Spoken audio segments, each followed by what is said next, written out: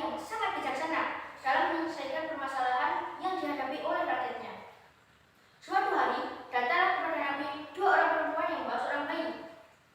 Dua orang perempuan tersebut mengaku bahwa mereka adalah ibu dari bayi yang belum dapat melakukan apapun kecuali menangis, sehingga tidak mungkin dimintai sebuah jawaban. Siapakah di antara kalian ibu dari bayi ini?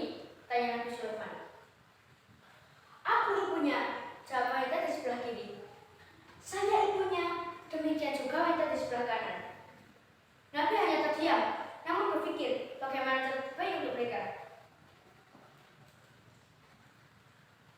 Aku akan memotong bayi ini menjadi dua bagian, satu untuk Anda, satunya lagi untuk Anda.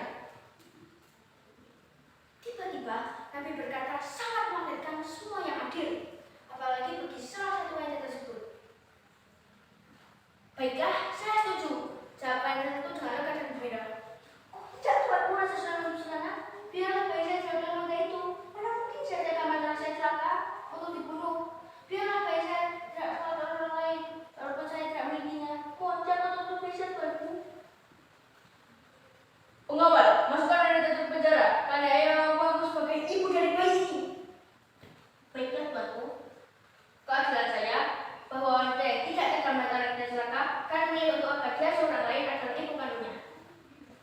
Terima kasih, Tuanku, kata wanita kedua sambil menegak erat kepada bayinya, sambil mengucapkan syukurnya kepada Allah.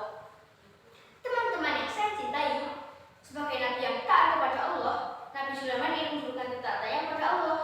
Suatu hari, Nabi memohon kepada Allah agar diberi kesempatan untuk memberi makan pada sebagian makhluk Allah, dan Allah pun mengizinkan. Maka diadakanlah persiapan yang sangat luar biasa banyaknya, agar pada saat semua makhluk Allah makan, semuanya kebagian. Pada hari yang telah ditentukan, Nabi menunggu apa siapa yang diperintah untuk makan terlebih dahulu, yaitu ikan yang sangat besar. Maka ikan tersebut terus saja melahap apa yang ada di depannya, tak berhenti, mulai dari pinggir hingga ke tengah-tengah. Namun, seakan ikan tersebut semakin rakus dan menghabiskan seluruh persediaan makanan yang ada. Nabi tercengang dan tak dapat berkata apapun selain mengucapkan Subhanallah, dan Nabi segera bersujud kepada Allah. Karena ternyata tiada titik jarum pun apa yang dimilikinya, dan kekuasaan Allah yang Maha Kuasa, yang Maha Sempurna, yang dapat memberi makan makhluk hidup dari kutub utara, selatan, dari barat ke timur, dari yang terkecil hingga yang terbesar, semua ada dalam genggamannya. Teman-teman yang saya cintai, jika Nabi Sulaiman memperlihatkan takwa, kaya, masyhur dan bijaksana, menyadari tak ada sedikit pun daya dan kekuatan di depan Allah Subhanahu wa Ta'ala.